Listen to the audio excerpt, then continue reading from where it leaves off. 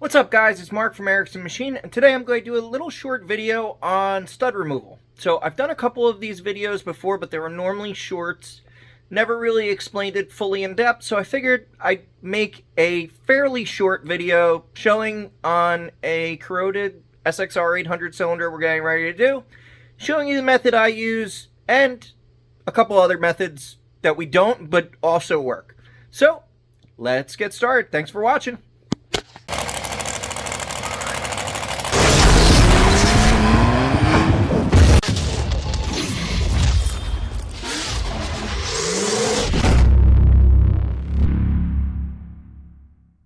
What's up, guys? It's Mark from Erickson Machine. Welcome back to the channel. So I've done a YouTube short on how we remove studs before, but I've noticed I never did a full-length video on it. So I want to show you how we end up doing this and different methods. So in general, removing studs can be a really easy or a really terrible job, especially if you break one.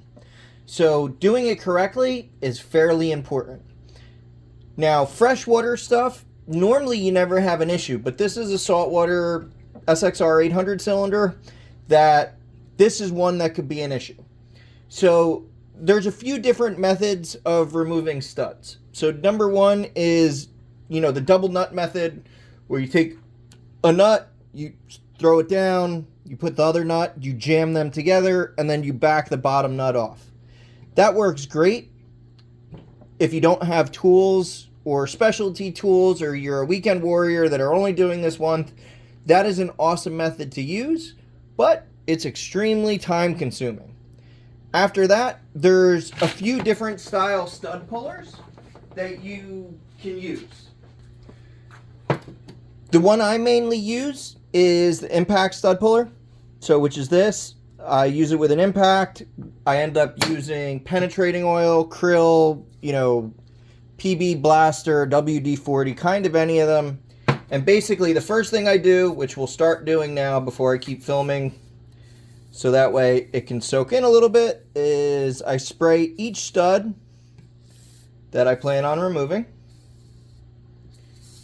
with a generous amount.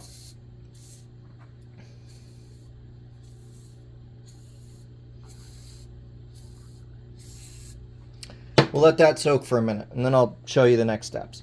So this is basically a 3-jaw chuck that as it tightens, as it loosens, as it loosens, it tightens. So if you notice, when you go like this, it keeps tightening. So you can use a normal ratchet, we use an impact, either one is fine. Be very, very careful the impact you use. Don't use a massive impact or you're going to break the stud. So these work really, really well. We use them every day here. This is our main tool that we use for removing studs. Other stud removers is this style, which basically jams this in. So you set it on approximately the size hole, and then whatever direction you're going, that ends up locking onto the stud and allows you to remove it. Obviously that wasn't removing it because it didn't bite in. You can see all these are tight.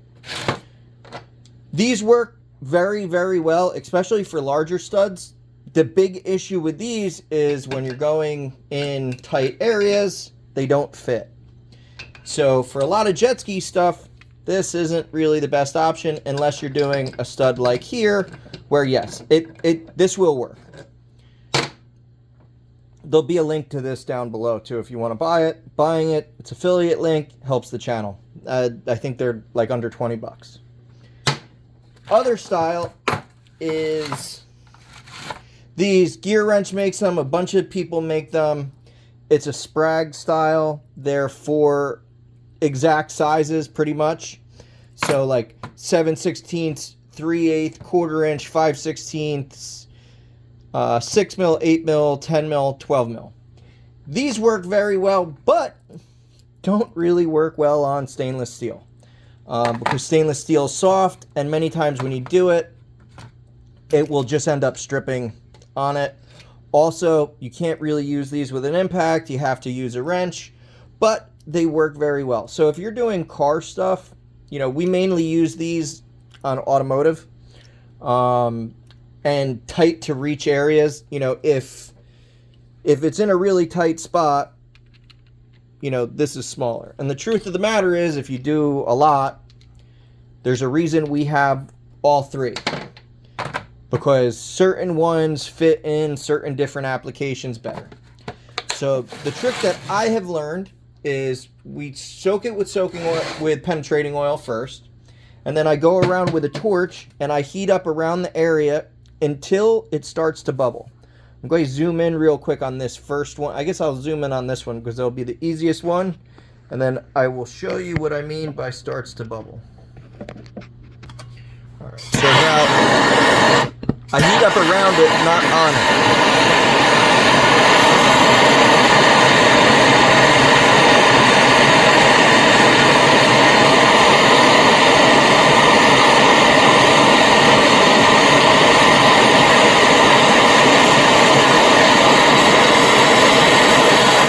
See how it's boiling around the stud? And that's what we do for all of them. There we go. Let me go. We're going to do that to all of them now.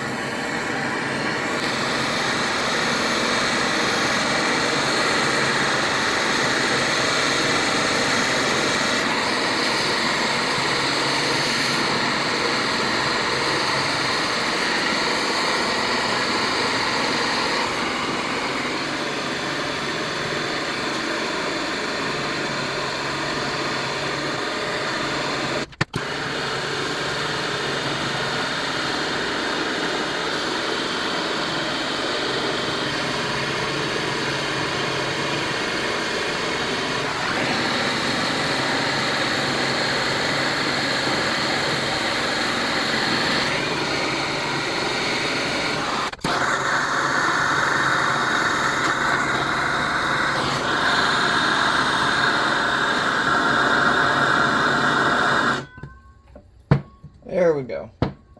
So now, we did that for two reasons. So reason number one, we're heating up the aluminum. Aluminum expands more than stainless. These are stainless studs. Also, more than steel. So when we heat it up really hot, it expands, which allows the penetrating oil to wick in. The other thing we're doing is we're heating it up so the penetrating oil thins from being hot and also wicks in. So we're just making it so one, the aluminum's a little bigger and the penetrating oil goes in, so we are less likely to break a stud. Now, here's the one caveat to all of this. It is safer to not use an impact. That being said, it takes a lot longer. You could do this with a wrench. We use an impact, but if when I start doing it, I don't see it move, I stop. So that way, I'm not taking out a broken stud.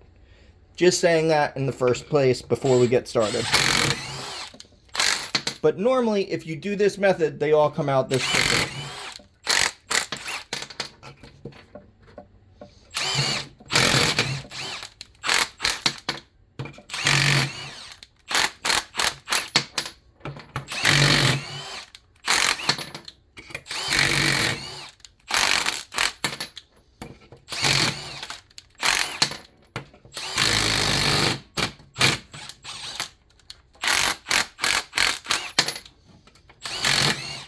Also, just so you know how I am doing this, I go to remove it, which tightens it on there, and then I reverse the impact and hold it for a second, which removes the stud from it. Just so you see what I'm doing.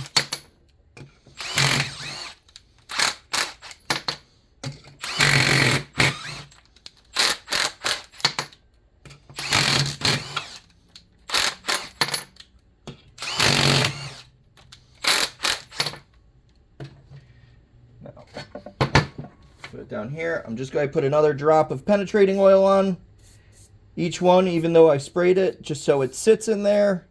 We're going to heat these up, pull these out.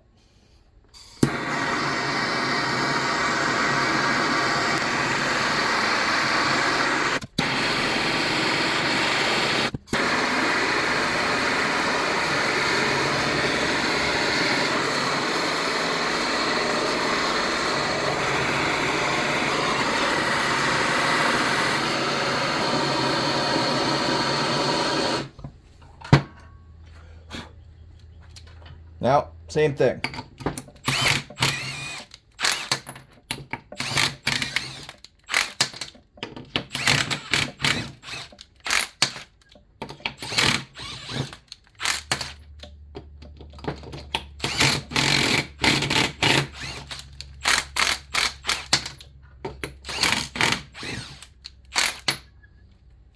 There we go.